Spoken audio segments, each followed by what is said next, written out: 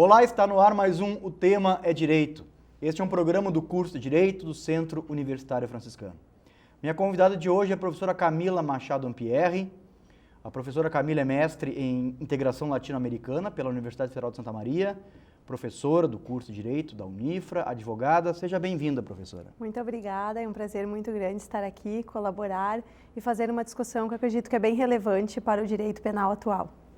Convidei a professora Camila para conversarmos sobre um tema que está em voga hoje no universo do direito processual penal, que é o tema da audiência de custódia. Uma audiência que necessariamente não tem uma receptividade no ordenamento brasileiro, mas que o Brasil, entre aspas, importa de convenções internacionais. É isso, professora? É exatamente isso, professor Cristiano. A audiência de custódia nunca esteve tanto em discussão como está atualmente no Brasil. E é importante que se diga que ela está acontecendo atualmente a partir de projetos piloto que são desenvolvidos a partir de uma resolução do Conselho Nacional de Justiça. Mas ela não é prevista no ordenamento jurídico brasileiro. Ela ainda não tem uma previsão legal, ela tem uma previsão na Convenção Americana de Direitos Humanos, não exatamente com esse nome. Esse nome foi dado a partir da doutrina e daqueles que desenvolveram a tese de que o preso deve ser conduzido sem demora à presença de um juiz para avaliar a legalidade dessa prisão. Eu acho que a gente pode começar justamente por aí, porque a senhora acaba de resumir, o que é a audiência de custódia. Então, na verdade, quais são as suas finalidades, as características principais, professora? Certo. A audiência de custódia é um procedimento que visa trazer o preso à presença do juiz, nesse caso será um juiz de plantão, para que ele avalie a prisão em flagrante. Então, hoje, o que acontece? A pessoa é presa em flagrante, mas ela não é conduzida à presença do juiz. O Código de Processo Penal não prevê isso. Mas, então, vai acabar que essa pessoa vai ter um encontro com o juiz, por vezes, meses depois da prisão. E a audiência de custódia é um procedimento que visa que essa presença, esse encontro com o juiz se dê o mais breve possível para que a prisão tenha as formalidades rigorosamente obedecidas, resguardadas, vamos dizer assim. No rito clássico do direito processual penal, então, não existe um momento específico para que aconteça isso. Existe um indicativo de que ocorra no início do procedimento, logo após ocorra a prisão.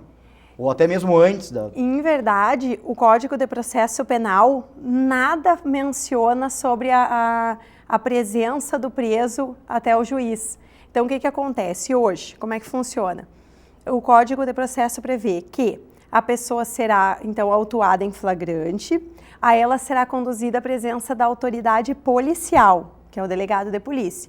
Ao ser conduzida a presença do delegado de polícia, será lavrado o auto de prisão em flagrante. O que é lavrar o auto de prisão em flagrante? Serão ouvidas as testemunhas que eventualmente presenciaram o fato, será ouvido o condutor, a pessoa que apresentou o preso à autoridade policial, e esse preso terá direito à presença de um advogado para acompanhar esse flagrante, e ele terá direito também a comunicar uma pessoa da família dele. Depois que for obedecida essa formalidade do Código de Processo, que chama lavrar o auto de prisão em flagrante, esse auto é encaminhado ao juiz. Veja bem, até 2008 não havia especificamente um prazo para encaminhar esse auto para o juiz. Esse auto vai ser o termo todo do flagrante, as oitivas, inclusive do próprio preso. Então, em 2008, houve uma reforma no Código de Processo Penal e houve uma reforma na parte da prisão em flagrante que diz que esse auto deverá ser encaminhado em até 24 horas para o juiz, no caso, um juiz de plantão ou juiz responsável. E também para a Defensoria Pública, se esse preso não tem advogado constituído, e ao MP. Então, o que vai ser encaminhado para o juiz? O auto de prisão. E nesse tempo, o preso vai ficar aguardando para ver qual vai ser o desfecho disso, que pode ser o juiz homologar o flagrante. Quer dizer, o flagrante está ok, as formalidades foram obedecidas e, quem sabe, decretar a prisão preventiva ou homologar o flagrante e conceder a liberdade provisória. Mas não aparece aí o encontro pessoal do preso com o juiz. Que é o objeto dessa dessa audiência de custódia. Mas em que momento a senhora entende assim, que seria mais apropriado para ocorrer esse encontro? Pois é. Então, o que se defende? Como a previsão na Convenção Americana de Direitos Humanos, que o preso deverá ser conduzido sem demora à presença do juiz. Desculpa me interromper, professora, mas acho que isso é um ponto que tem que ficar bastante claro, né, para o nosso telespectador. Sim. Não existe previsão no ordenamento brasileiro sobre audiência de custódia, que é o tema do nosso programa de hoje. Não existe. O que o Brasil utiliza dessa ferramenta com base, utiliza ainda em processos... Em projeto piloto, Exatamente. Isso, experimental. E de forma, então, a buscar fora do ordenamento brasileiro o subsídio legal para que se implemente essa ferramenta. Isso é bem importante mesmo, professor Cristiano. O que se entende hoje? A Convenção Americana sobre Direitos Humanos é um tratado internacional sobre direitos humanos. Então, buscando na própria jurisprudência do STF, se é um tratado sobre direitos humanos, ele está acima da lei. Então, ele teria caráter supralegal, segundo o próprio STF já decidiu. Ele não é equiparado a uma emenda à Constituição porque ele não foi recepcionado com um quórum de emenda. Sim. Mas ele estaria, né, neste entendimento, ele estaria acima do Código de Processo Penal. Assim, e não obstante a omissão do Código de Processo Penal, se há essa previsão na Convenção Americana, ela seria autoaplicável. Isso defendem todos aqueles que defendem a autoaplicabilidade da audiência de custódia, mas também há os que entendem que não é possível essa autoaplicabilidade, porque tem que haver necessariamente uma mudança legislativa. Agora, isso passa diretamente pelo embate, vamos dizer assim, que existe entre uma parte da doutrina, da própria jurisprudência brasileira, que não vê os sistemas extra-brasileiros como sistemas interligados. Exatamente interligados com o sistema brasileiro. Existe uma certa relutância no reconhecimento do outro aí. Sim. A senhora percebe isso no âmbito do direito penal e do processo penal também? Com certeza. Por quê? Olha só, professor Cristiano, nós temos um Código de Processo Penal muito antigo. Nós não temos, como tem agora um novo Código de Processo Civil, nós não estamos ainda vendo essa luz no fim do túnel, vamos dizer Sim. assim. Então, nós não estamos vislumbrando um novo CPP, por enquanto. Não estamos vislumbrando um novo Código Penal. Então, a trajetória e a cultura do processo penal ainda é uma cultura conservadora.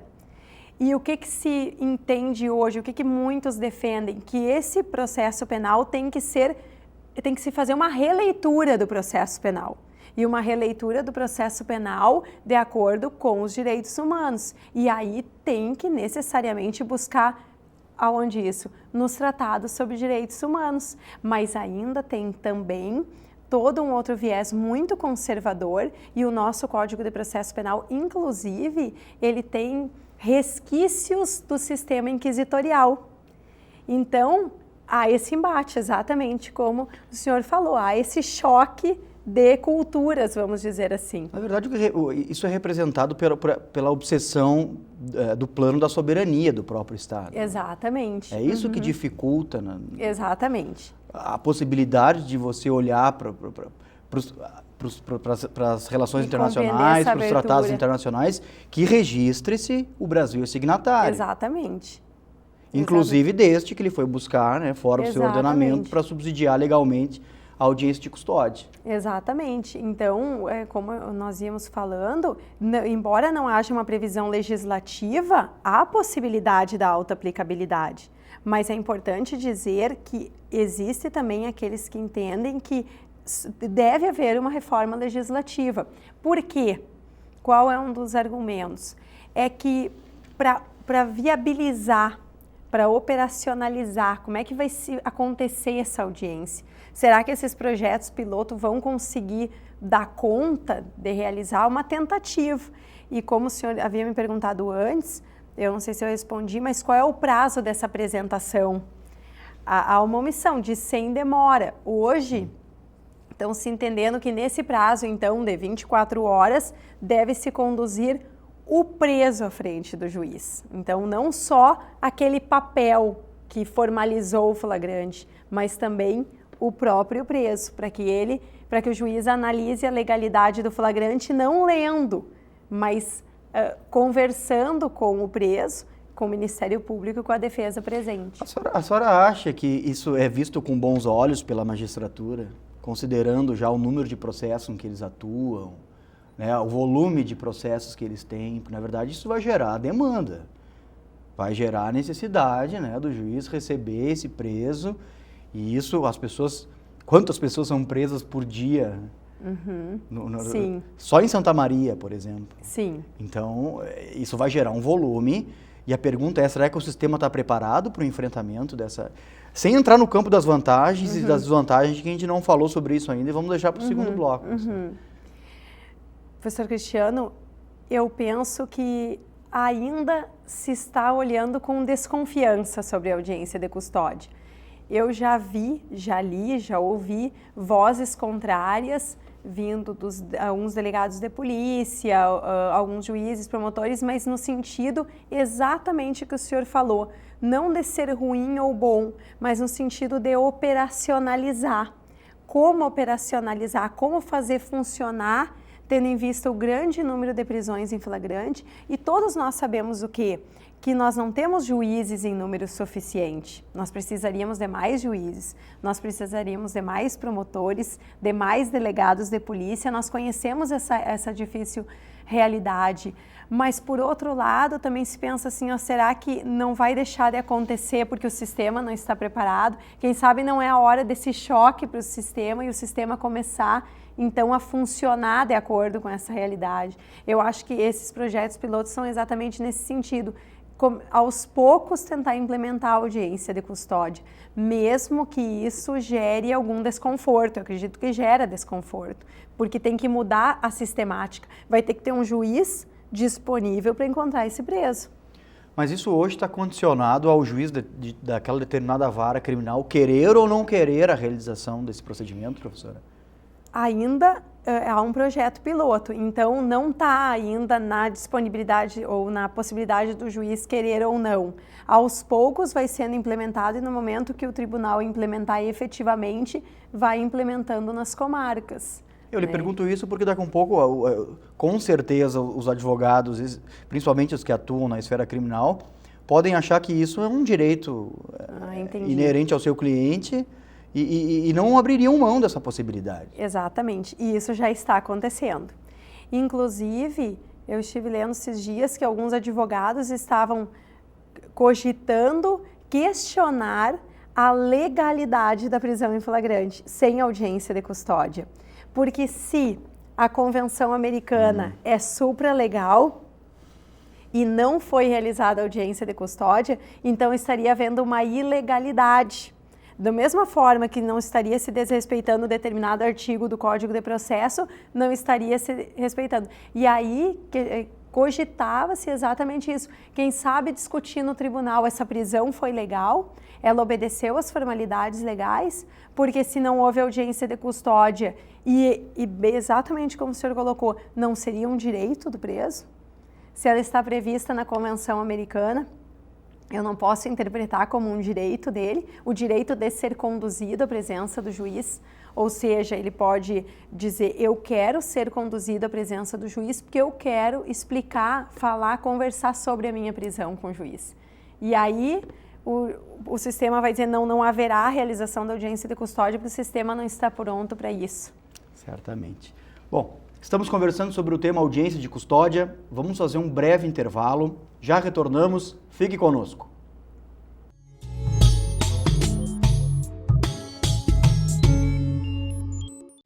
Eu sou a coisa mais importante do planeta. Sou forte, sou indispensável, sou mais eu. Afinal, todos precisam de mim. Não tenho cheiro nem gosto, sequer tenho cor. E mesmo assim, todos precisam de mim. As pessoas, as plantas, os animais. Tudo aquilo que habita a terra tem em mim a satisfação de suas necessidades. Sou a lágrima que sai dos seus olhos, o aguçar da sua boca sedenta. Limpo, floresço, regenero, hidrato e mato a sede. Sou tudo que há de melhor e preciso me proteger, pois um dia posso me extinguir e sem mim todos à minha volta virarão pó. Preciso me proteger e preciso que todos me protejam. Sou importante demais para acabar. Eu sou água. Somos todos água.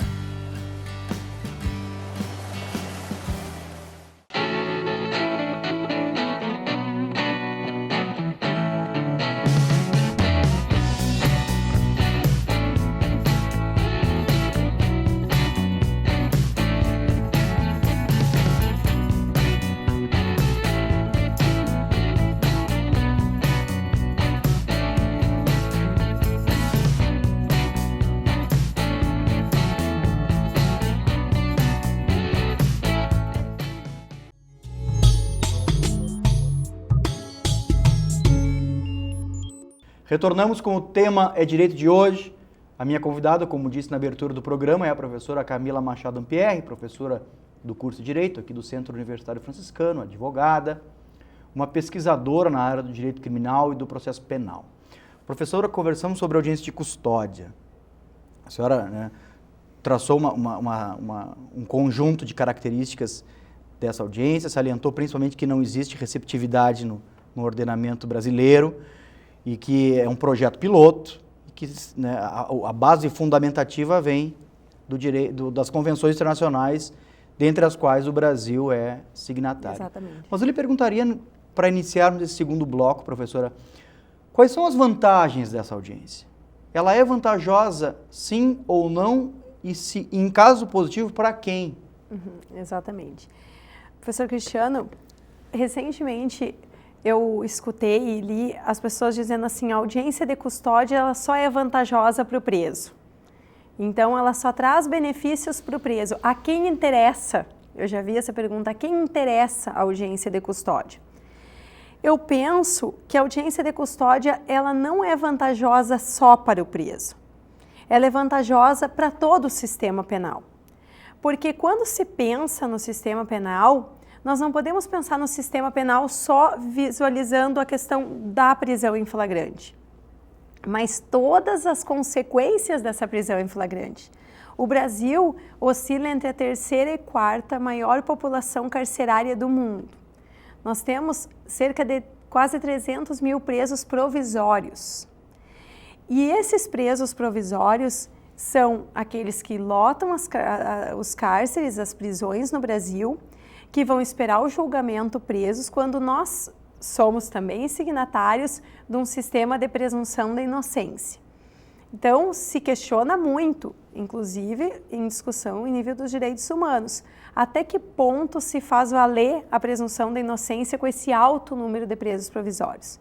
Então, nós não podemos pensar no sistema penal só com a prisão em flagrante, mas as consequências que vão ter.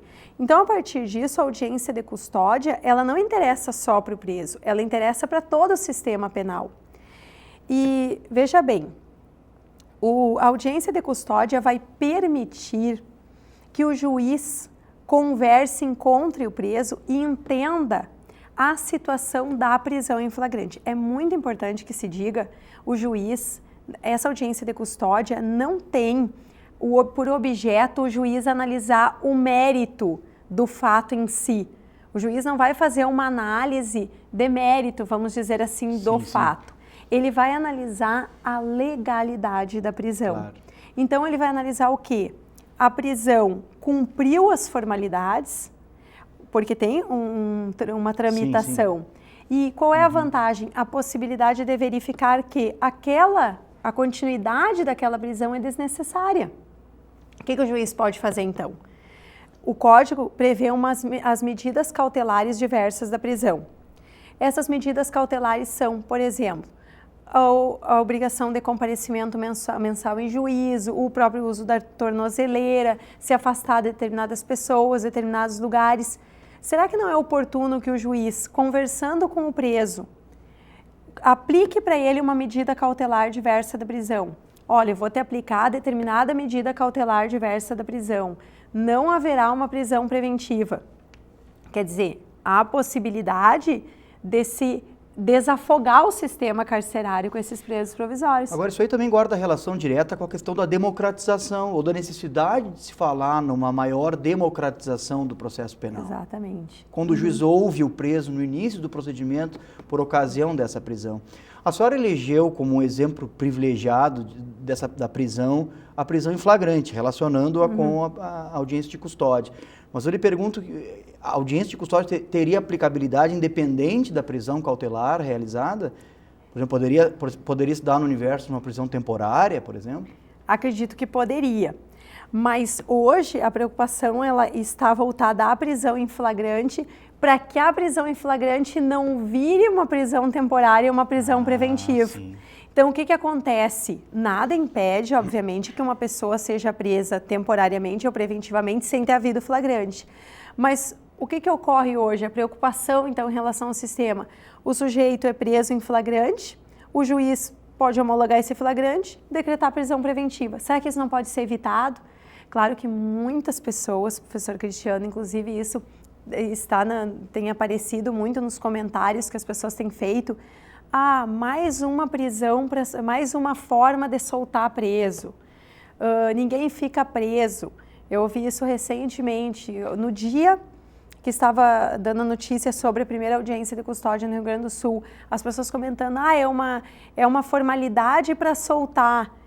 Não tem esse objetivo. A audiência de custódia, é importante que se diga, não é para soltar presos, ela não tem essa finalidade. Qual é a vantagem dela? A vantagem não é soltar presos. A vantagem dela é tentar verificar meios alternativas à prisão preventiva ou temporária. Claro que aí o senhor pode dizer assim, tudo bem, mas o juiz, que é o que muitos dizem, o juiz já não analisa isso quando lê o flagrante, o juiz não pode analisar isso lendo o auto de prisão em flagrante, a polícia judiciária não está resguardando os direitos do preso, eu já vi as pessoas dizerem isso, mas se a polícia judiciária, o delegado, a autoridade policial está lá para lavrar o flagrante, ele já não está resguardando, por que precisa? Mas aí entra exatamente no que o senhor falou, a democratização. É pensar que o juiz não pode ser um ser distante do preso.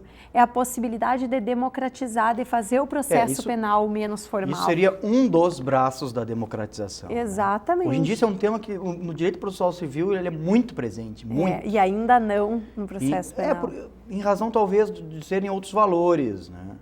Agora, pela sua exposição, me parece, e ao nosso telespectador também, que fica nítida a criação de uma vantagem para o acusado com esse procedimento.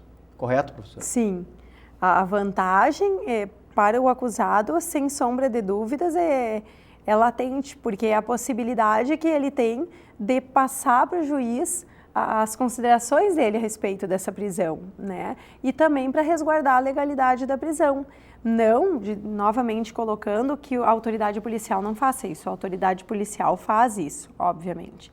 Mas o juiz também tem que analisar isso, senão o flagrante não passaria pela homologação do juiz. E o que já tem de concreto no universo brasileiro, professora, sobre a realização dessa audiência? Isso já aconteceu? Aonde foi? E a experiência? Professor Cristiano, o primeiro estado a implementar a audiência de custódia a partir de um projeto piloto foi o estado de São Paulo. Depois, outros estados também implementaram. Se não me falha a memória, já são 5 estados hoje implementando a audiência de custódia. O Rio Grande do Sul implementou, quinta-feira última agora, o projeto piloto da audiência de custódia. Inclusive com participação do ministro do STF, onde se fez a primeira audiência de custódia. É possível até visualizar essa notícia no site do tribunal, as pessoas que têm interesse para saber como foi o primeiro dia. E nessa primeira audiência de custódia que foi realizada, teve um caso em que foi aplicada uma medida cautelar diversa da prisão, era um furto, um arrombamento de veículo, eu acho que era o caso, e então foi aplicada uma medida cautelar diversa da prisão, que são essas que o Código prevê, são várias medidas cautelares diversas da prisão. Só que essas medidas cautelares diversas da prisão, elas são recentemente novas no ordenamento, porque elas vieram também com essa reforma de 2008. Então, nós ainda temos uma cultura de prisão preventiva. O Brasil tem essa cultura. Existem as medidas cautelares diversas da prisão, mas a prisão preventiva ainda existe, ela é muito presente no processo penal. O preso, via de regra, acompanha o processo, o acusado, via de regra, acaba acompanhando o processo preso, quando ele deveria acompanhar solto. E é uma forma de mudar isso. Isso, em certa medida, é cultural, né, professora? É cultural. Talvez esteja relacionado diretamente com o próprio clamor social em relação ao fato. Exatamente. Os motivos da prisão preventiva, professor Cristiano, a prisão preventiva ela pode ser decretada para assegurar a ordem pública. Então, muito se discute nisso.